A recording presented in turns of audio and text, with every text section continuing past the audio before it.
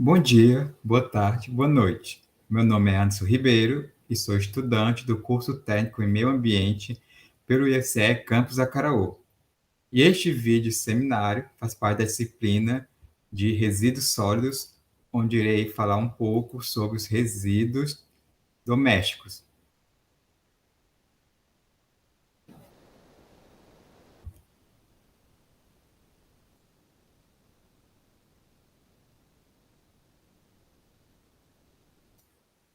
Antes de começarmos a abordar o que são esses resíduos de origem doméstica, é bom a gente falar um pouquinho sobre os tipos de matéria que a gente pode encontrar no lixo.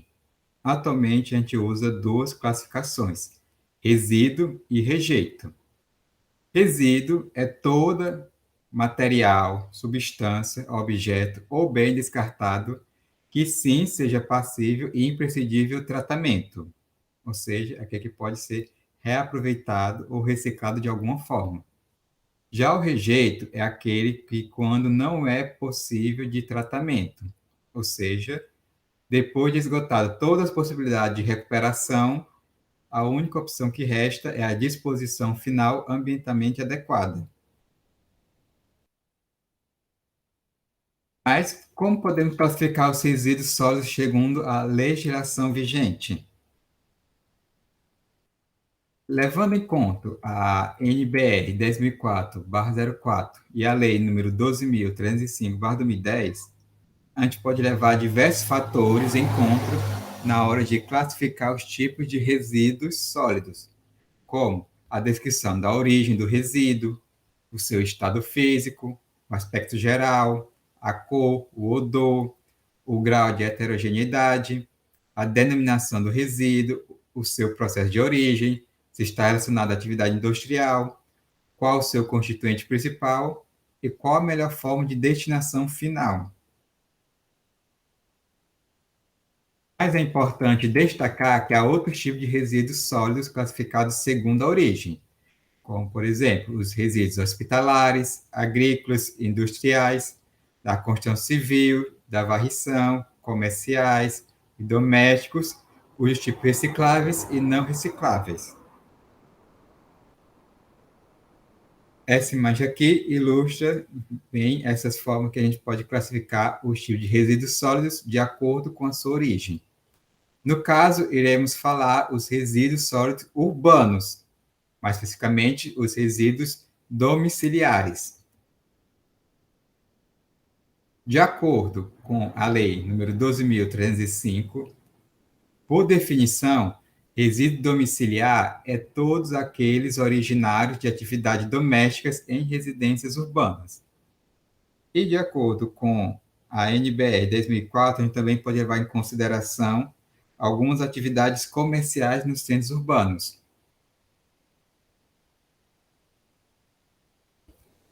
Dentro desses resíduos sólidos domésticos, a gente pode encontrar diversos tipos de classificações, como, por exemplo, os de matéria orgânica, a gente pode ter os restos de comida, os de papel e papelão, como, por exemplo, jornais, revistas, caixas e embalagens, os de plástico, como as garrafas, garrafões, frascos e também embalagens, os de vidro, que a gente encontra principalmente em garrafas, frascos e copos, os de metais, que a gente encontra principalmente nas latas, e de outros tipos, como, por exemplo, roupas, óleo de motor, resíduos de eletrodomésticos, entre outros.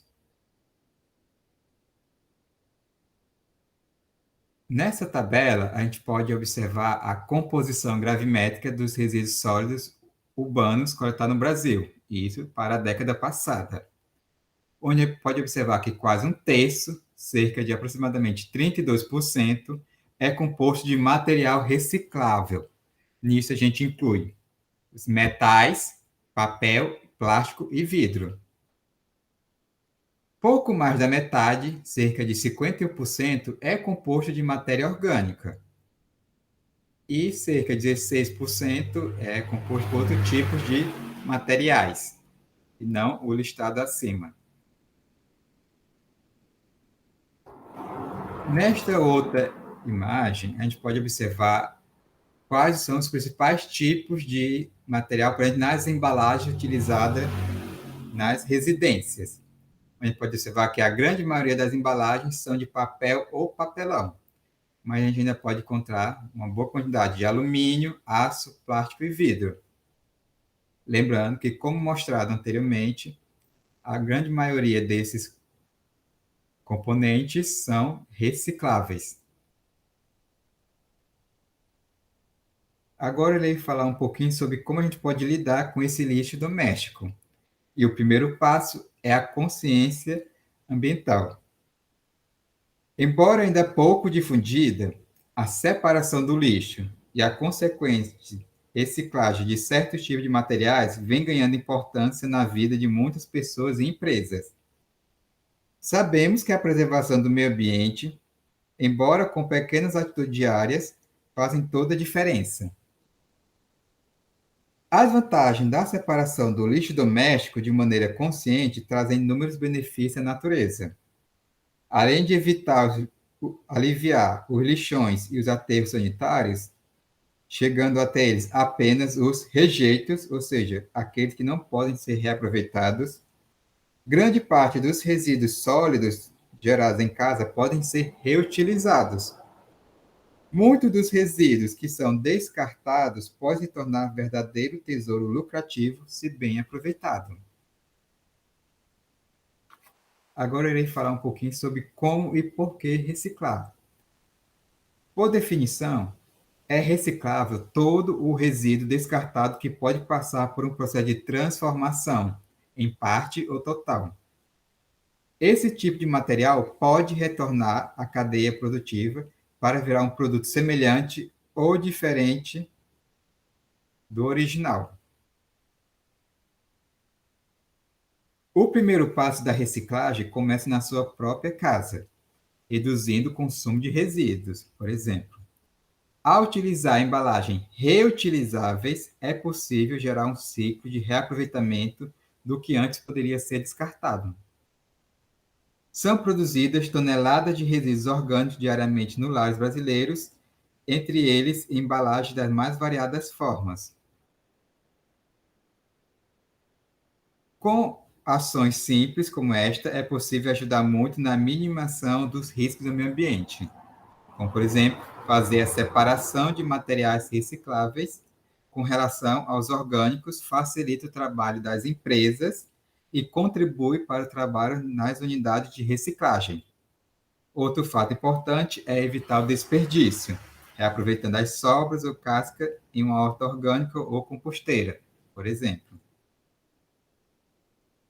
Com relação aos materiais não orgânicos, como embalagem de salgadinho, frasco de esmalte, de tintura de cabelo, pó de margarina, eles não devem ir para a coleta seletiva, mas também não precisam acabar num aterro. Existem algumas empresas que já recebem esses tipos de materiais e exigem cuidados ou processos especiais para o reaproveitamento. Reciclar é uma atitude que pode fazer parte da vida de cada indivíduo. Além de preservar, a reciclagem gera riquezas e, acima de tudo, difunde o respeito que devemos ao nosso planeta. Agora irei falar algumas curiosidades sobre reciclagem, isso de acordo com o site do Ministério do Meio Ambiente. A reciclagem de uma única lata de alumínio economiza energia suficiente para manter uma TV ligada durante horas. Cerca de 100 mil pessoas no Brasil vivem exclusivamente da coleta de latas de alumínio e recebem, em média, 3 salários mínimos mensais. Isso segundo a Associação Brasileira do Alumínio. Uma tonelada de papel reciclado economiza cerca de 10 mil litros de água e evita o corte de 17 árvores adultas.